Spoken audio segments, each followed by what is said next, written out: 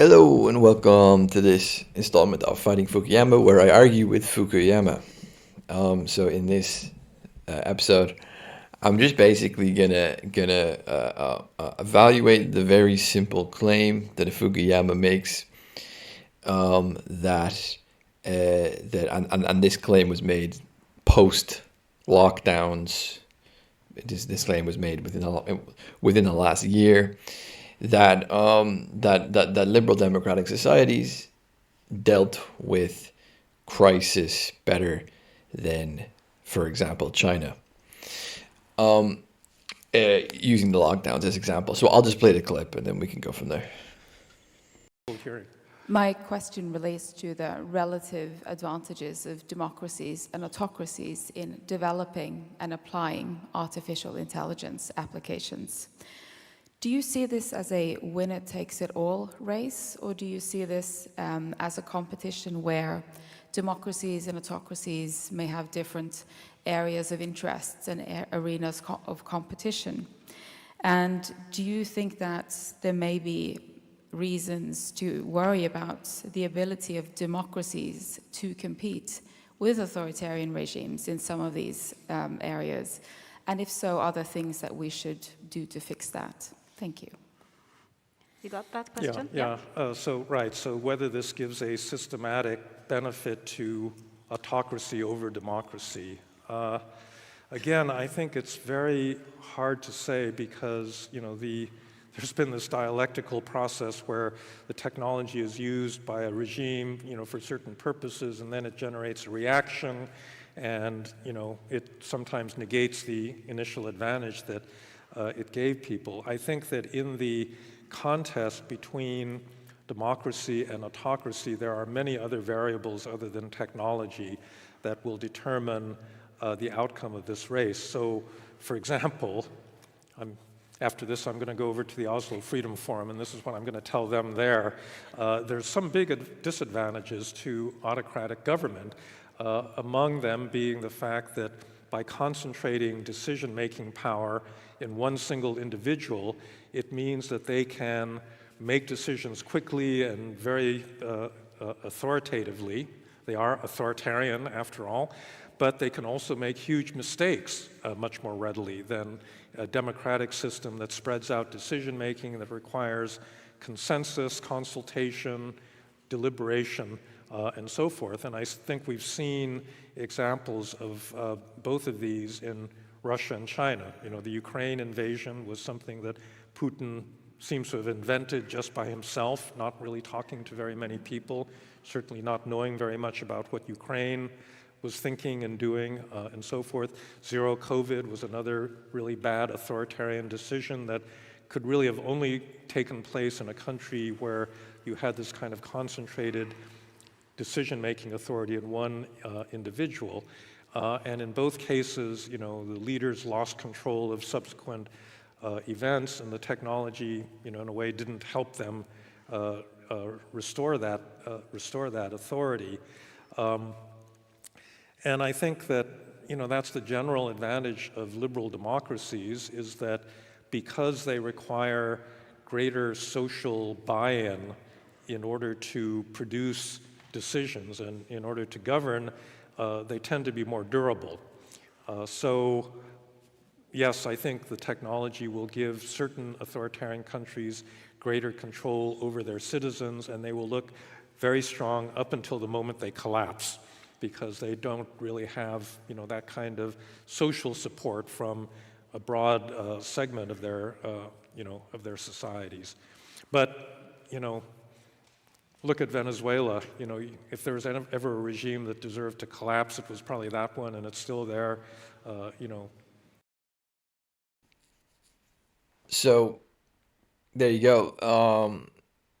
Now, we should note that Fukuyama has been critical of the lockdowns. He has said that the lab leak theory is legitimate. This isn't some conspiracy theory. But the problem is, he only talks about this stuff when he's talking about China. I've not heard him at any stage criticize anything which we can say the Western Hemisphere has done. So I'm not going to go into all the nitty-gritty details, the empirical details of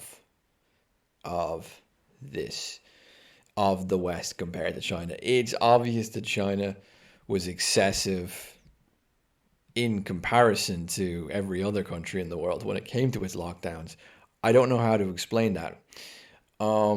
I think, and this relates to my last video when I talked about the middle class, and I talked about the middle class being quite universally risk averse. That whenever you have an enlargement of a middle class, you have this kind of, you have a secularization happening. If you watch the video, you can see what I mean by this in detail. It's not just a secularization. There's all sorts of other psychogenic, we could nearly say, processes which occur. But it's clear that within the rise of the middle class in kind of technologically advanced and increasingly wealthy Asian countries, you have this kind of weird emphasis on hygiene. Like everything is about hygiene, right? People were wearing masks in these countries long before the lockdowns. No one in the West wore a mask before the COVID lockdown in the West. So you have this obsession with hygiene, and I think Fukuyama is going to he's right to point this out and to criticize this.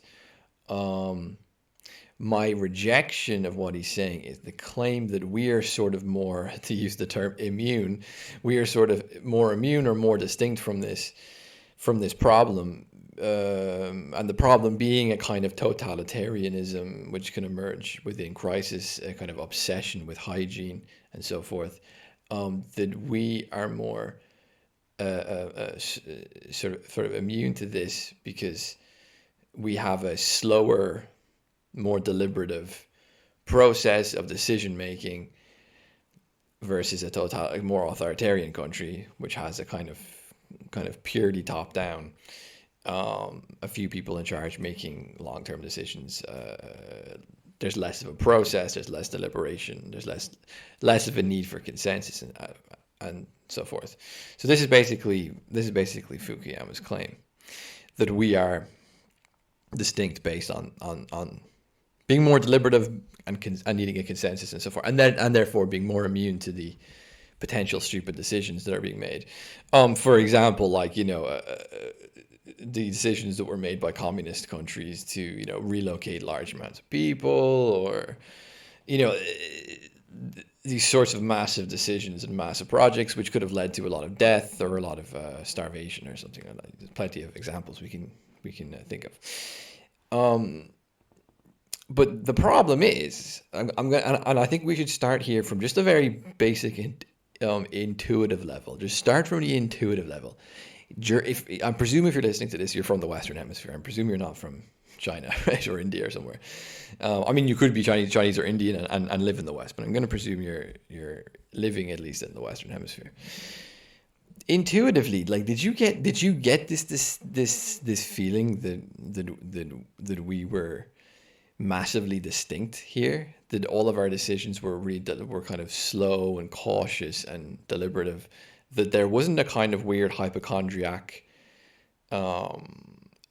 expression of hypochondria and kind of a neurosis and obsession with hygiene, and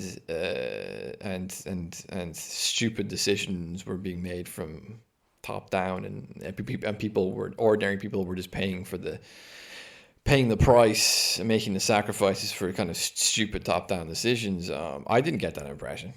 Maybe we weren't as extreme as China, but I certainly did not get the impression that we were distinct from them, right? So I think we should go from there. Let's just embrace the intuition that this distinction that he's saying doesn't exist.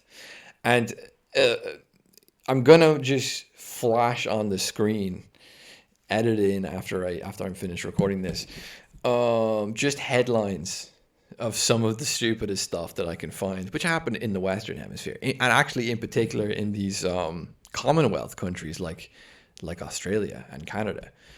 That there was plenty of there was plenty of moments where not only was there kind of this complete irrational excess of measures, disproportional measures and so forth, there was also a full-on rejection of deliberation and consensus, a full-on rejection of deliberation and consensus. Whereas anyone that was calling for more deliberation and consensus was getting shut down, silenced, censored, and so on and so forth. And yes, perhaps we were less extreme in this regard than countries like China, but that's a difference of quantity rather than being a difference of quality.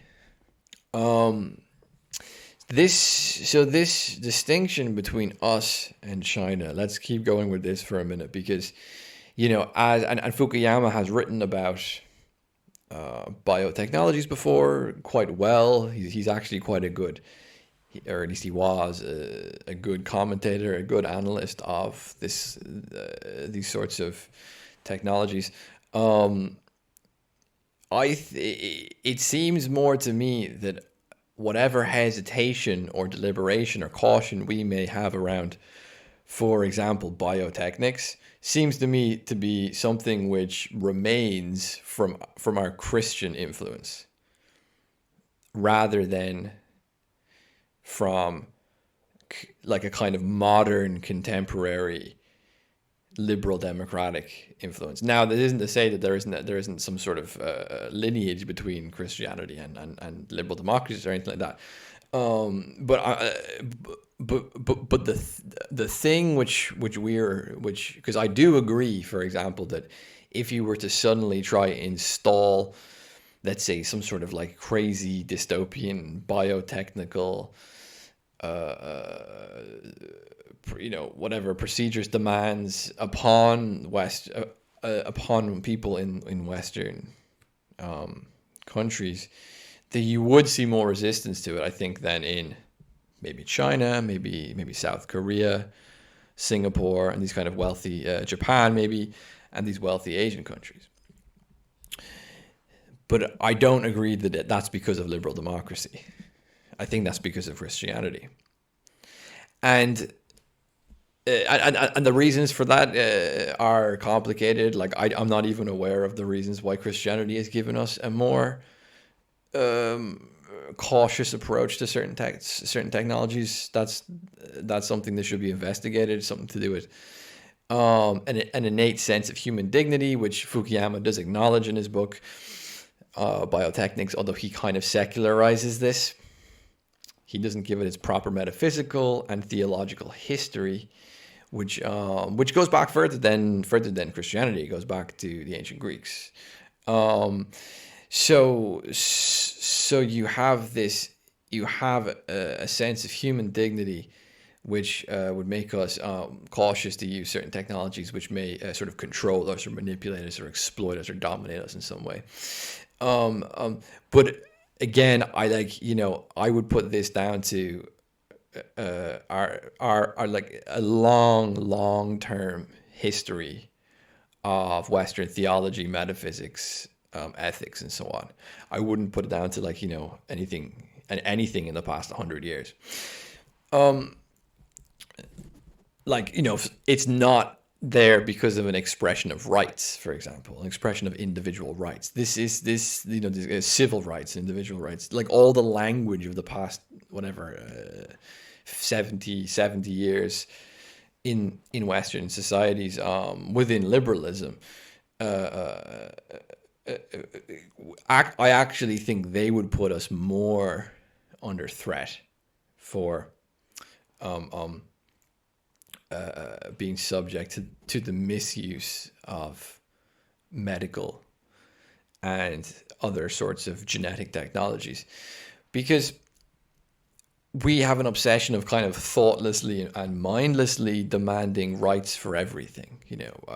A right to not be offended, a right to kind of unlimited safety and comfort, a right to progress. This is actually how we think of this. If you were to regulate the use of certain technologies and say, look, maybe these technologies can help certain people with disabilities, but at the same time they come with all these other risks. So we're not gonna go down that road. We want to be cautious. You could easily get people in a very liberal framework saying, wait a minute, you're interfering with our right to have access to these technologies to improve our lives, and so on and so forth. I don't and that's because these rights and these demands are stripped from their sort of more nuanced and more rich and more sophisticated ethical and metaphysical and theological history. So again, it sort of comes back to the issue of secularization. I just think that like the thing we have in common with China is radical secularization, to the point where we can no longer really come up with a reason to not do to not use certain technologies. We can no longer come up with a reason to resist certain forms of social engineering and so forth. To just pick up again on the question of hygiene, I'm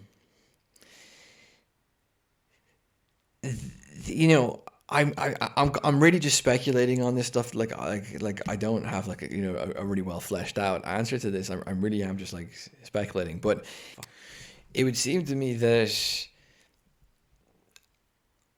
the large countries with a large middle class that are quite adapted to using technologies in certain ways, and as I said before, are very risk averse, are automatically more prone to certain forms of social engineering, especially when it's around health or around public safety or security or something like that, because they're more fragile, aren't they? And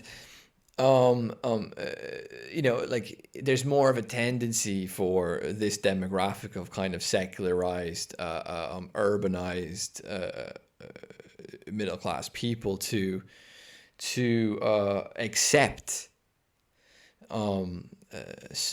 certain thoughtless and potentially dangerous misuses of technology or of social engineering, because they don't have that noble spirit of like, no, this is undignified. Like, people do, so Fukuyama has this idea that we have this kind of universal sense of human dignity. And, I'm not going to reject that completely, but I do think that our sense of dignity needs to be sort of exercised or it atrophies.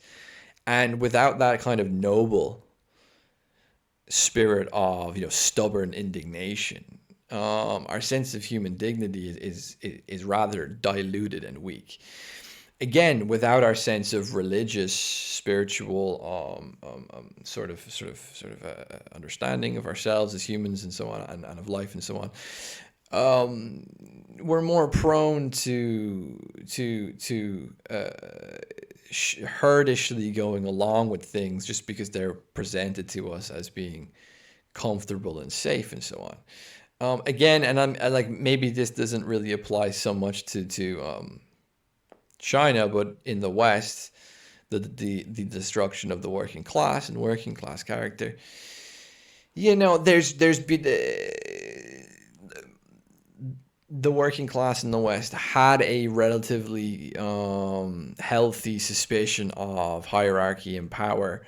Not the stupid suspicion of hierarchy and power which you get with like, postmodern civil rights, men are evil or straight people are evil. This kind of paranoia kind of conspiracy theory nearly sort of view of the world. But like a kind of objective, healthy view of like, well, look, when powerful people get their hands on certain weapons or tools, they can misuse them on people, ordinary people, and so on. That's largely been nullified in the West as well with the destruction of the working class.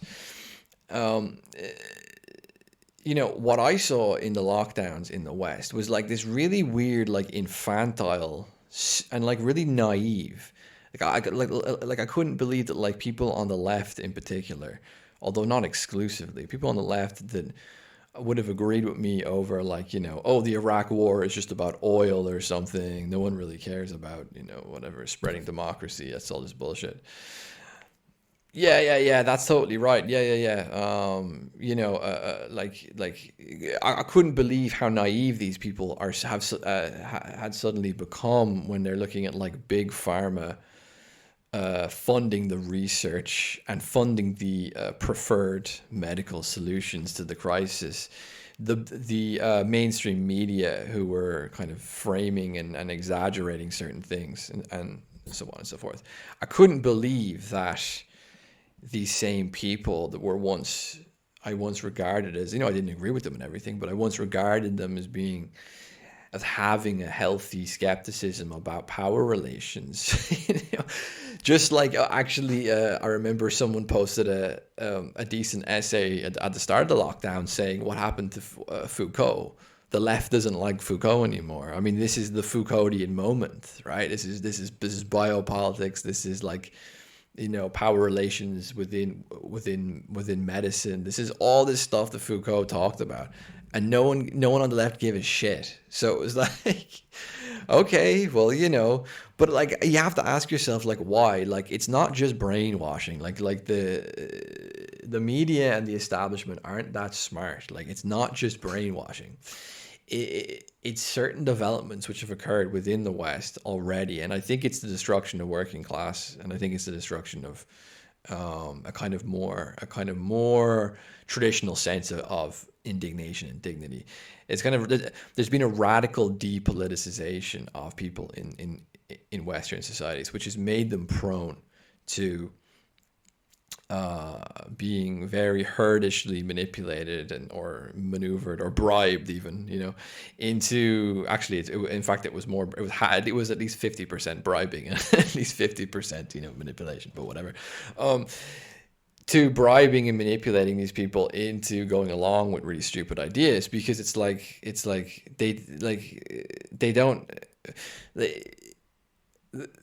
they've been so, I don't know what, like they've been so infantilized, or they've infantilized themselves as well. They've been so, and like, again, this goes back to the kind of middle class character, people are taught from a young age, like don't have principles, don't have stubborn ethics about things, don't have like stubborn ideologies, kind of Zizek post-ideological era and all that, right? Don't have ideologies about things, don't have just go along with stuff, if you're going to say something, but it's going to interfere with you getting that job promotion, or it's going to interfere with you getting onto this university course, or it's going to make people think badly of you in any way, shape, or form, just don't do it. Just don't say it. And I think that, like in that sense, the Western middle class has become very similar to this Chinese model of social engineering and social credit score systems. It's not as formal as that. But it still exists, and there's been such a radical depoliticization and a sort of infantilization of Western people over the past few decades. And I think what COVID really revealed to us was that actually, when all these lefties who were talking about human rights and whatever, power relations and human rights, when push comes to shove, if they have to do something which is going to get in the way of their personal interest, or going to make them a little bit unpopular with people in fashionable circles, they're not going to fucking do it. At the end of the day, what COVID was, and I made this tweet recently, I think this is pretty accurate. What COVID was basically showing the left, in the same way as like the hippie movement. They all eventually went home and they got jobs in big tech or in the banking system or whatever. They got these like upper middle class jobs. They all came home from the communes and they all got those jobs, and they all became boomers, and they all became like wealthy kind of middle class boomers. When push comes to shove, these people don't have what it takes to actually stand by their conviction. And Fukuyama is not giving me any reason to think otherwise about these people just because they happen to be liberal democratic people, right? In fact, we could nearly say that it's actually largely the success of liberal societies that has depoliticized these people. It's the success of the economy. It's the success of the sort of openness and inclusivity of the institutions into giving people who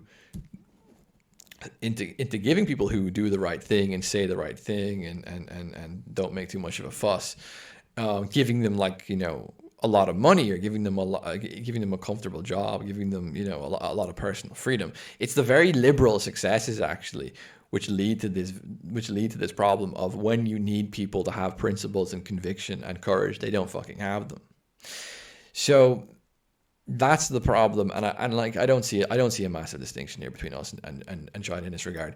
Now, the last thing I'm going to mention is the state of emergency, because I think the thing that Fukuyama also doesn't include in his assessment of us being supposedly more deliberative and demanding a consensus, that he needs to read a little bit of a Gambin or something. Like, I mean, I'm not saying he has to agree with a Gambin. I'm not saying that he has to, but a little bit of Carl Schmitt, a little bit of a Gambin, even a little bit of Thomas Hobbes. That, you know, that these states of emergencies are not experienced in this kind of fantasy way that he's talking about. That it's quite evident actually that when certain sorts of crises emerge, that the normal procedures of consensus and deliberation are largely postponed or abandoned completely even. And that what was quite shocking to me, and I think to a lot of other people, is actually how okay we are with that in liberal societies. You know, like, it's not really a big deal. Like, we're not really outraged by it. In order to distinguish ourselves from other societies that are, you know, supposedly more authoritarian and so on, there needs to be, you know, it's not just about the law. And I think this is what Fukuyama is missing. And I think this is what people like Schmitt and Agamben understand, is that it's not just about the law, because the law always has these caveats in it. This is the law, this is the procedure. But if we all kind of want something else to happen, or we don't really like the outcome of the process, there's always a caveat in there, this kind of exception that we can call upon to just kind of go, well, to hell with the to hell with the procedure, to hell with the outcome. Let's just have this instead of that. You know, if a certain amount of the population, if a certain amount of people who have a certain amount of power in a society just don't want to accept the outcome of, or the reality of a situation, the outcome of a procedure, whether it's a voting or consensus or whatever it is, or just the reality of a situation, they won't. And there's no sort of bureaucratic and legal framework out there that can stop that, right? At the end of the day, humans are what's pushing things. Human decisions, human psychology, human relationships, human belief, human ideology. At the end of the day, not everyone's belief and ideology in relationships. Of course, it has to be certain people in certain positions and so on and so forth. But if a certain amount of those people don't have a conviction towards like a kind of rule of law process, because they just don't want to accept the outcome and they just don't want to accept the reality of the situation, then they won't. And we're going to have these sorts of exceptions and these states of emergencies and these caveats and these peculiar procedural loopholes and all this kind of stuff that will likely occur. I generally think this is a problem of political science in general. Like, political scientists to me are always kind of stupid and naive, because they actually think these like laws that are written down, or these procedures that are written down, or like this building which we call the Senate, and that's the building who decides. And if everyone in that building doesn't think this is okay, then then that's not going to happen. Ugh. At the end of the day, like, you know, these aren't laws of nature. These are conventional systems. And they're not as fixed as we think they are. And what has given Western liberal democratic societies a distinct has made them distinct from other societies has been that there's been a kind of certain commitment to those procedures and to those laws and to those values, regardless of whether we like the outcome or not. And I don't see that anymore. Like, I just don't see that. And it's not just the procedures and the conventions that we don't have a conviction towards. It's actually reality itself we no longer have a conviction towards. It was remarkable to me for the whole lockdown just how much mental gymnastics and how much complete obfuscation and manipulation of statistics and information and just outright rejection of reality a civilization of supposedly well-educated, supposedly enlightened people could go through. And again, I don't think that's something that would have happened 100 years ago, 200 years ago, 300 years ago. I think is unique to our time, because I think that the thing which gave us a distinct conviction towards certain values and procedures and laws has been lost. And we don't know what that thing is that gave us that sort of conviction. We don't know what that thing is. We haven't inquired into what that thing is. We haven't tried to maintain and cultivate that thing. And the political scientists, and maybe we can distinguish Fukuyama as a philosopher and as a political scientist, because sometimes as a philosopher he's quite good. But as a political scientist who sees these laws and these abstract rules and abstract procedures and says, look at this, we're so much better. This is nonsense. That's not what gave us our distinction from other civilizations and other countries. Something else much more mysterious did. And people like him don't want to wake up and realize that thing is dead. So that's a body shot.